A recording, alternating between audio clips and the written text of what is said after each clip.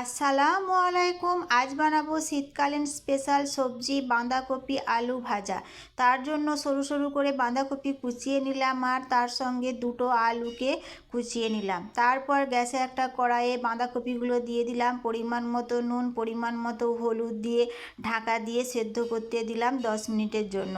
10 মিনিটের মধ্যেই সেদ্ধ হয়ে যাবে। যখন সেদ্ধ হয়ে যাবে তখন একটা প্লাস্টিকের ঝুড়িতে সেদ্ধ বাঁধাকপিগুলো ঢেলে যে এক্সট্রা পানি থাকবে ওটা চামচে করে টিপে টিপে বার করে দিতে হবে।